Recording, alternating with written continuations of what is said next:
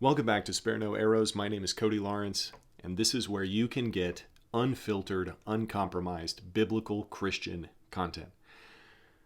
In this episode, I want to talk about Christian nationalism and if it is dead or not. If the term should be completely abandoned because of its old meaning or its new meaning, and why it even matters for us if you call yourself a Christian nationalist or not.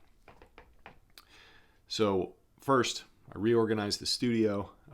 Haven't posted a podcast in a couple of weeks because I was sick yesterday, or else I would have posted one earlier this week. And last week was bad. Anyway, excuses. But if you don't follow the YouTube channel, you definitely should follow the YouTube channel. But I have been posting clips from a really long, great conversation I had with Mikhail Olson. The link to that will be in the description. You can see clips from the episode on my YouTube channel, and you can go check out his channel and see our full conversation over there. It was great. We talked about Christian nationalism and the quote-unquote woke right, and many other topics around that idea. I'm still recovering from my sickness, I think, and so bear with me as my brain is a little jumbled, but I'm still smart enough and sharp enough to answer this question. So basically, Christian nationalism, where did this word come from, and what are the connotations of it? So if you've heard my podcast very much at all, you would know that I am not afraid whatsoever of the term Christian nationalist. I was completely happy to call myself a Christian nationalist, and I will answer later if I am still happy calling myself a Christian nationalist.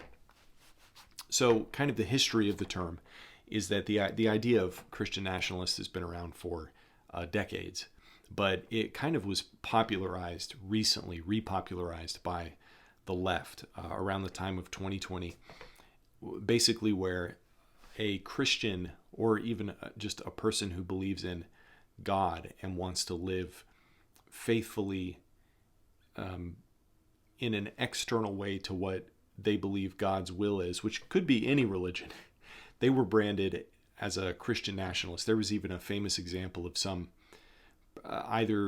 probably CNN reporter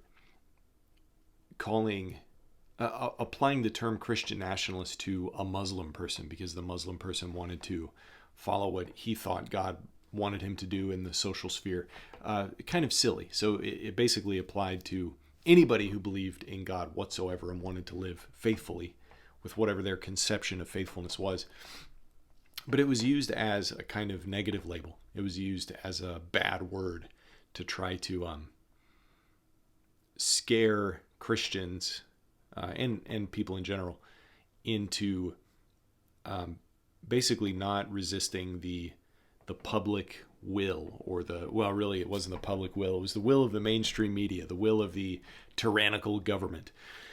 And it worked for some people and it didn't work for others. I think the phrase Christian nationalism has a negative connotation because the word nationalism has a negative connotation. The word nationalist, we know that the Nazi Party was nationalist. We know that they were National Socialists. That's where the word Nazi comes from, National Socialist Party.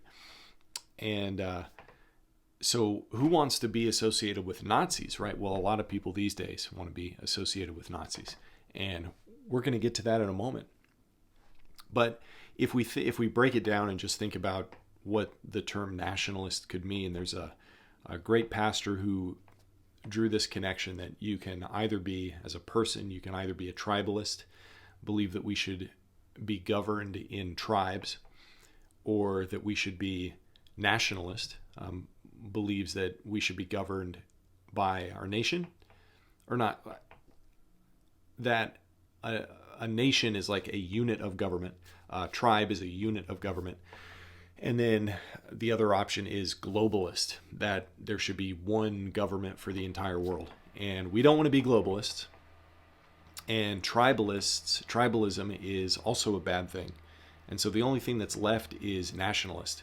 You live in a nation, and we want certain things for our nation. And so being a nationalist is almost unavoidable. And if you're a Christian, then you are a Christian and also a nationalist.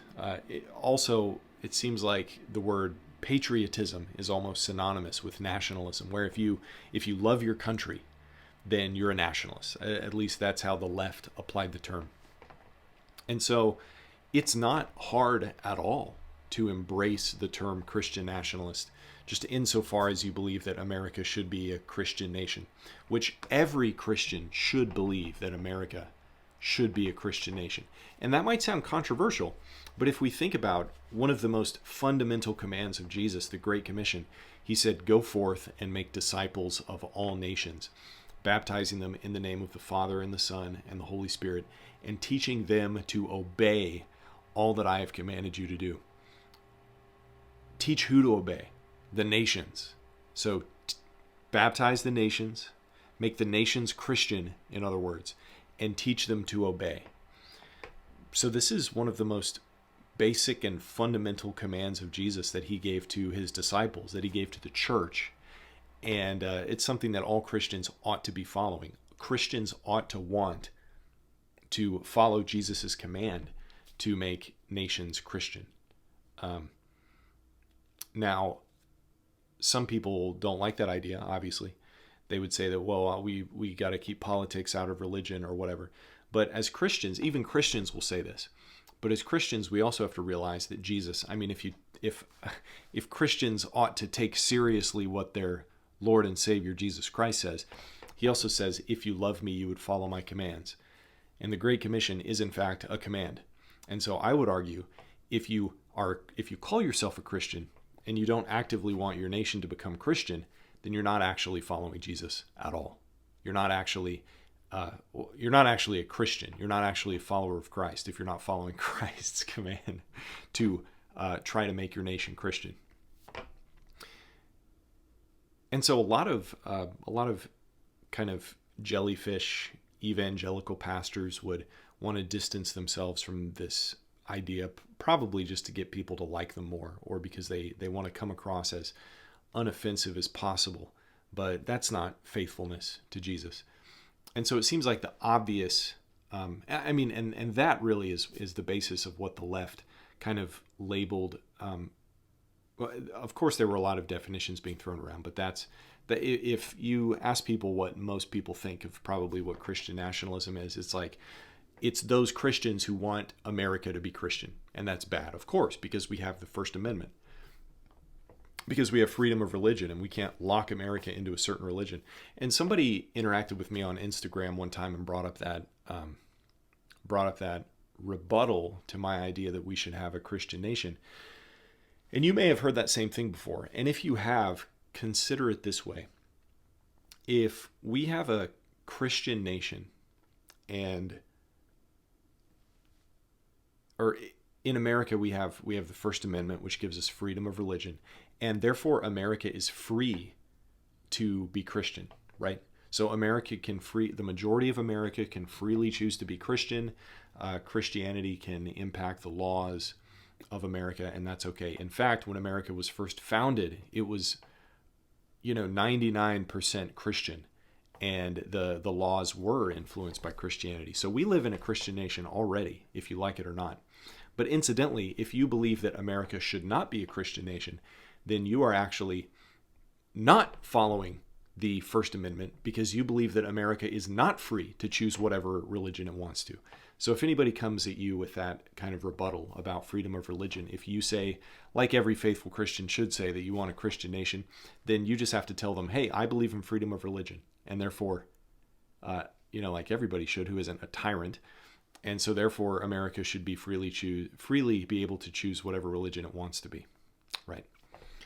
In fact, atheists still want their religion, their atheism, to impact the laws. Secularists want their secularism to impact the laws. Christians want their Christianity to impact the laws. Muslims want their Muslim theology to impact the laws. It's unavoidable to have a God over a government. So the choice is, which God do we want? The secularists want their secular God. The Christians want our Christian God. And as a Christian, we should want our God to be the God of the government, obviously. So we'll see who wins. So anyway, it seems like from that perspective that Christian nationalism is a very good and reasonable thing, even with, the possible negative connotations. People have said, we wouldn't choose the phrase Christian nationalists to call ourselves because of the potential negative connotations that it has with it. But it's very, it's a true phrase. We're nationalists and we're Christians. But there's more to the story.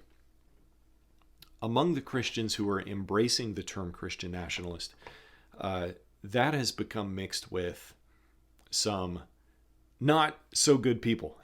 So there are, let's say, good Christians who are not embracing Christian nationalism, and not good Christians who are not embracing Christian nationalism. But there are also good Christians and not so good Christians who are embracing the phrase Christian nationalism. And it's a loud, noisy minority on the internet where they are, they're kind of embracing the Nazi, the National Socialist implications of the phrase Christian nationalist, and they're running with them, which is not Christian. Socialism isn't Christian. Nazism isn't Christian. It's not Christian to hate groups of people just because of how they look or where they come from. Yeah. So this is kind of souring the phrase Christian nationalism for a lot of people. And so even with this souring, even with this these bad groups of people who are coming in to try to commandeer and hijack the phrase, is that a problem? Does that still corrupt the term Christian nationalist? I've even seen a lot of people where it's like, I was totally cool calling myself a Christian nationalist until now, but it's over. It's been corrupted. They can have it. But I don't know that that's a good way to look at it necessarily. The answer to what I said earlier, where if I'm still willing to call myself a Christian nationalist, the answer is yes. I'm absolutely still willing to call myself a Christian nationalist, because I don't think the concept of wanting a Christian nation can be corrupted, because it's biblical.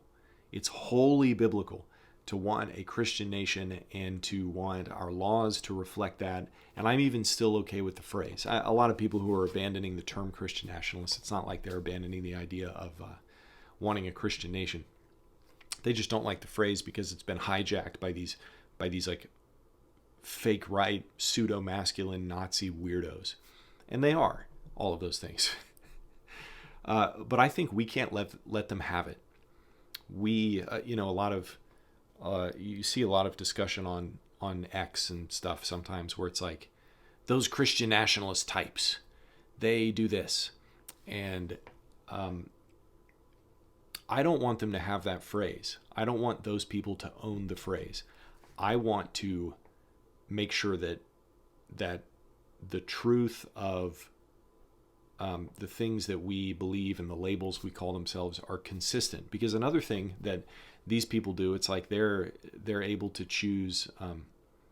It's like they're able to relabel themselves with some new label every time the wind blows. So call themselves Christian nationalists, and then now a lot of them are calling themselves the new Christian right, and they, a few weeks ago it was, we're the dissident right, and it's like the label changes all the time. And if somebody's label, what they call themselves, constantly changes, it shows how fickle and volatile they are. And that's not a good sign. That's not a sign that you should be following those kinds of people. That type of attitude is, it seems like a very leftist tactic where you're willing to take on any kind of label that you want to just destroy your enemies or whatever.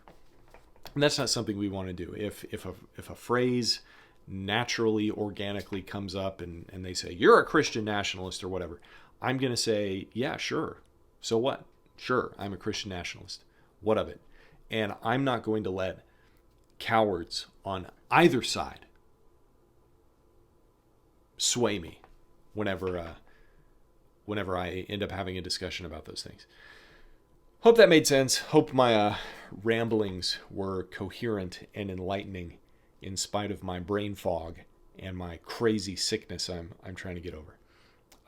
Feel free, if you want more of this content with actual more cogency, usually, then feel free to subscribe to me on YouTube or whatever podcasting app you listen to. And I just got a new patron just yesterday, so thank you so much for subscribing.